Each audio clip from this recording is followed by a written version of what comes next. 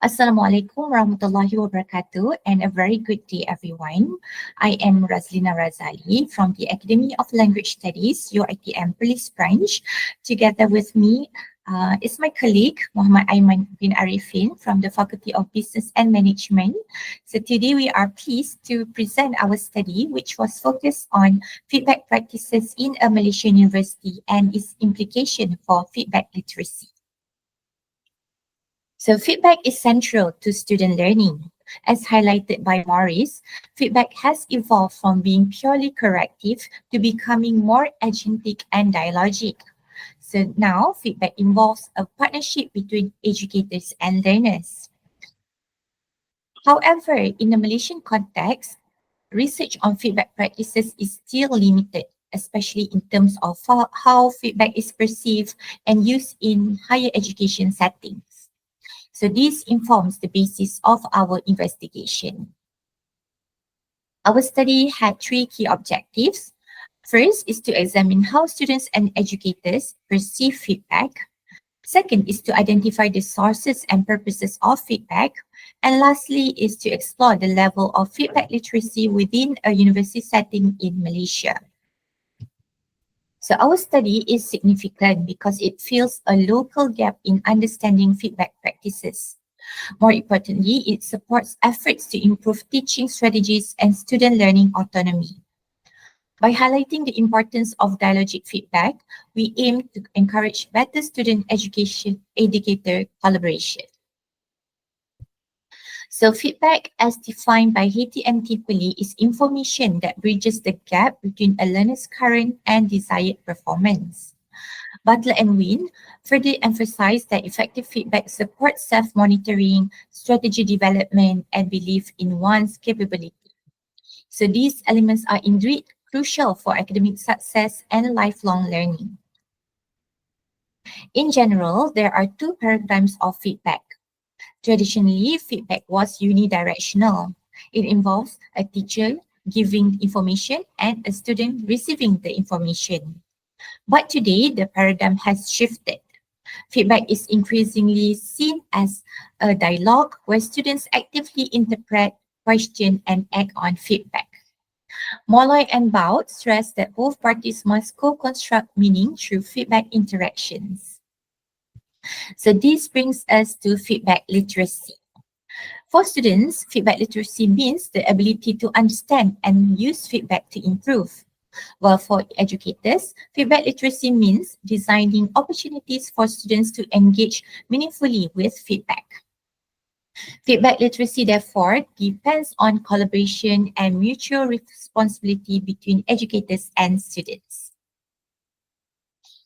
So our study employed a qualitative case study design. For that reason, we interviewed 4 final year undergraduate students and 4 lecturers who were involved in the final year project research supervision. So using semi-structured interviews as the data collection method and the constant comparative method for data analysis, we explored experiences and perspectives surrounding feedback practices. So these are the findings. So participants commonly describe feedback as information or corrections from the educator.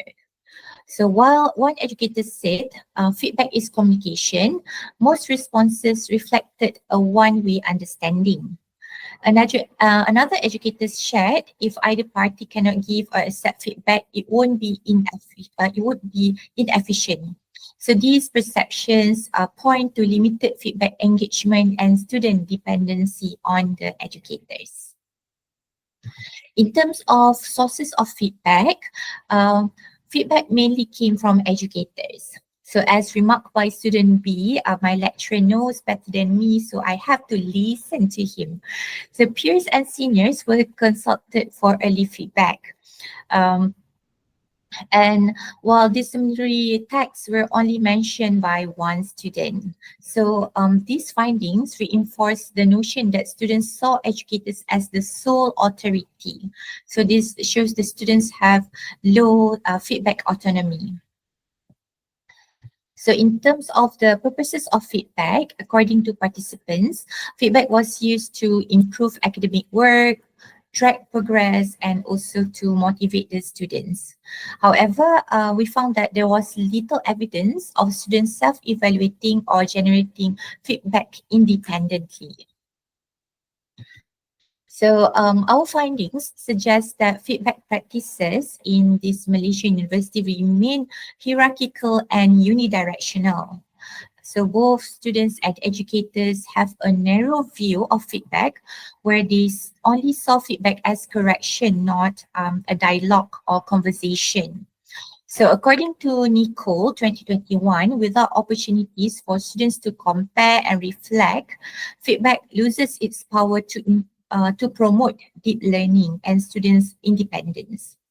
So all in all, our findings point to a clear need to foster feedback literacy for both students and educators. So in summary, our study showed that while feedback is clearly embedded in the students' learning process, its implementation is limited by outdated conceptions, which means they still believe feedback is correction, okay, not a co-construction between or dialogue between educators and students. So to improve this feedback process and also to improve the feedback literacies of educators and students, we propose three key strategies. First one is to encourage students to self-evaluate their work and understanding using rubrics or exemplars. And secondly is to foster dialogic feedback, okay, to have the feedback process as a conversation between educators and students rather than the only the educators giving information to the students. And finally, due to the advancements of technology, we also encourage the educators to introduce AI tools to personalize the feedback process. Okay, these are the limitations to our study. So our study was limited to a small context-specific sample from only one university. So for future research, they can expand this study across institutions and explore how technology, especially AI-driven feedback systems, can build sustainable feedback literacy among students and educators. So these are the references for the sources that we use in this presentation. So thank you so much for your time. And if there's one takeaway message from this presentation, okay, so we hope everyone to remember that feedback is not a product, but it's a process. And only when students and educators work together can feedback truly transform learning. So with that, we thank you.